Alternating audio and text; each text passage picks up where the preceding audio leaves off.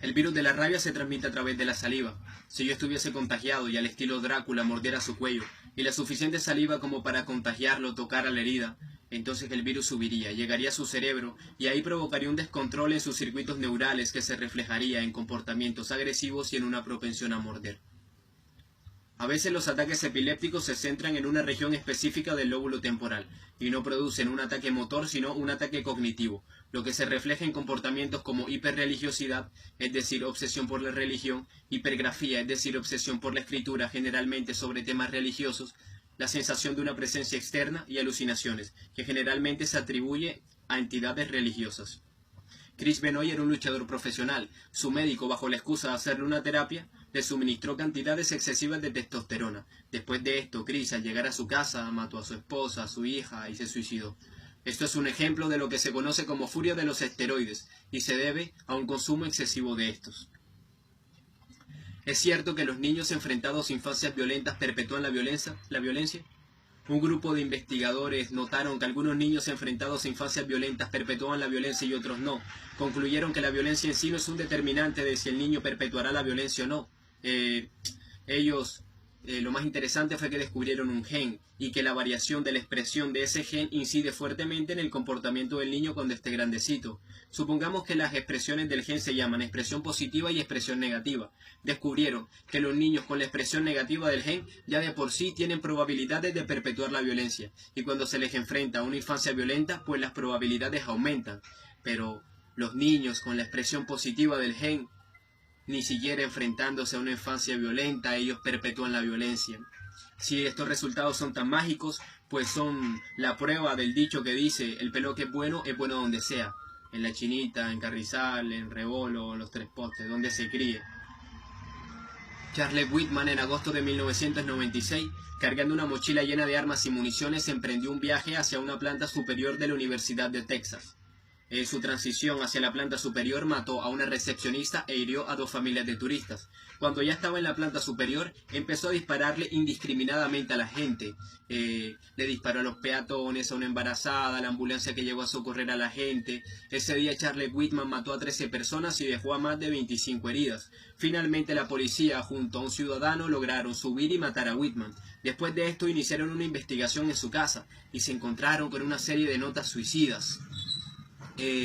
Algunas de las notas son las siguientes. Una decía, no acabo de entenderme, supuestamente soy un joven inteligente y racional, pero últimamente, no sé cómo empezó, he sido víctima de muchos pensamientos inusuales e irracionales.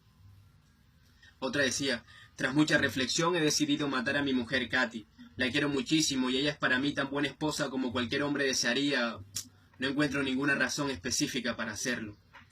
Otra decía, una vez estuve hablando con un doctor durante 2 horas e intenté transmitirle mi temor a verme superado por mis impulsos tremendamente violentos, pero no volví a ver a ese doctor y desde entonces me he enfrentado solo a mi torbellino mental, al parecer en vano. Lo interesante fue que cuando hicieron un análisis al cadáver de Whitman se encontraron con un tumor del diámetro de una moneda de 100 pesos en el tálamo, sí, en el prosencéfalo. Esta es la historia de un tipo al que le asignaron el nombre de Alex. Sus preferencias sexuales repentinamente se inclinaron hacia las niñas, empezó a coleccionar pornografía infantil y a insinuársela a su hijastra. Al mismo tiempo estaba teniendo dolores de cabeza cada vez más intensos y posteriormente declaró que él no quería dejarse llevar por sus impulsos, pero estos eran tremendamente fuertes. Primeramente estuvo en un centro de rehabilitación, pero por insinuaciones dentro del centro lo enviaron a la cárcel. Cuando iba a conocer su sentencia, por un dolor muy fuerte de cabeza, lo llevaron de urgencias. Ahí le hicieron una exploración cerebral y encontraron un enorme tumor en la corteza orbitofrontal. Se lo extirparon y mágicamente el comportamiento pedófilo desaparece. Pero al cabo de 1 año, este comportamiento volvió a aparecer. Y entonces va al médico y le dijeron, mira, a ti te dejaron un pedazo del tumor pasado, y entonces volvió a crecer. Entonces se lo extirpan nuevamente y nuevamente, como por arte de magia, Alex deja de ser un pedófilo otra vez. Phineas Gage era un capataz enérgico, competente, eficiente, estaba cerca de una carga de explosivos y la carga explotó. Entonces una varilla de más de 1 metro de longitud y con unos 3 centímetros de diámetro le atravesó la cabeza. Asombroso que la varilla le atravesó la cabeza y cayó a unos 23 metros de distancia. Cuando Phineas Gage se recuperó, pues sus amigos decían que Geisha era otro, que él ahora tenía un lenguaje soez, un lenguaje de alcantarilla, era irreverente, era irrespetuoso, era infantil, que definitivamente Phineas Gage era otra persona. Todos estos casos de virus, hormonas, genes, tumores, accidentes, son ejemplos explícitos de determinismo biológico. Nos enseñan que cambios invisiblemente pequeños en la biología pueden producir cambios infinitamente grandes en el comportamiento. ¿Sí? A mí se me ocurren unas preguntas. ¿Tiene la culpa Alex de abusar sexualmente a una niña? ¿Tiene la culpa Charles Whitman de matar a 13 personas y a su esposa? ¿Tiene la culpa Chris Benoit de matar a su esposa y a su hija?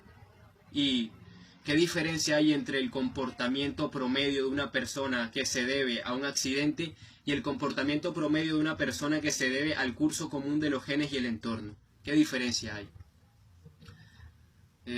No existen las casualidades, existen las causalidades. Y las principales causas del comportamiento humano son los genes y el entorno, de las cuales no elegimos ninguna, ni tenemos el mínimo control de ellas en nuestros años más formativos. El vago de la esquina obedece unas causas y el ratón de biblioteca obedece otras causas.